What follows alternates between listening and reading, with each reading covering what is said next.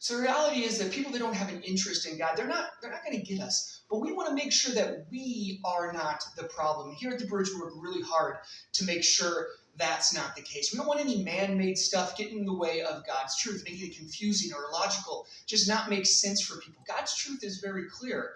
And so we want to make sure that when people really have an interest in God, there's nothing that we are doing as humans to keep them away from that. The Bible actually says that is our job. In 1 Corinthians 9:22, the Apostle Paul says, I become all things to all people so that by all means I might save some.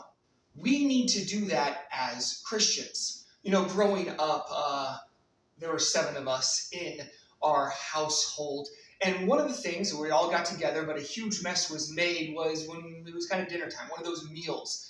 When it came to eating, there was a pretty good mess afterwards, especially when it came to the boys. And myself particularly, I still remember my mom at one point had to stop sitting across the table from me because she couldn't watch me eat. And my parents would always look at me, especially my mom, and say, one day you're going to be sitting across the table from a girl, and she's going to see the way you eat, and she is going to run in the other direction.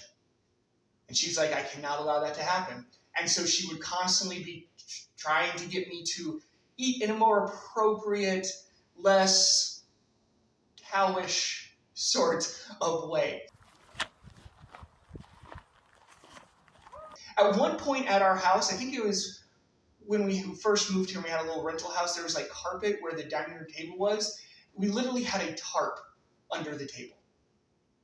McAllister household. It was a blast.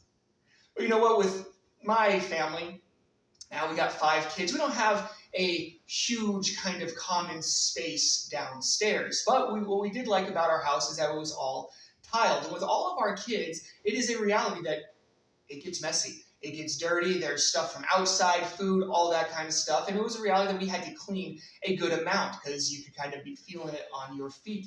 And so after a while, we got one of these bad boys right here, one of those robot vacuums. I was skeptical at first. I'll admit it. I didn't really think that it was probably going to work all that well. I love this thing now. I'm never gonna let you go. I'm gonna hold you in. It is awesome. Man, we run it multiple times a day usually. It works great. When we first got it, we literally would start it and just watch it. Like, oh, how does it do that? That's amazing. But when we first got it, the very first thing we actually did is look at the instruction manual, figure out how this thing worked. Because if we were going to try to do it without it, it wasn't going to be very successful. I mean, you can connect this thing to your phone, you can do schedules, you can do all that kind of stuff. It is awesome. But if we didn't have the instruction manual, if we were looking at the wrong model number, if we decided we were just going to do this on our own, it would be pretty frustrating. You know what? The same thing is true when it comes to people and God's truth. If we don't stick to His instruction manual, the Bible, then we as God's people, we can't blame God when all of a sudden we can't resolve obstacles. When we have problems in our life, we're not sticking to the instruction manual. We need God's truth, His principles, to resolve those obstacles in our life, to be able to make sure that we are not the problem when it comes to other people and their interest in God, that we haven't put man-made stuff in there, that we're not making God's truth illogical or confusing. We're sticking to His instruction manual, and by doing that, it's amazing how clear God's truth really can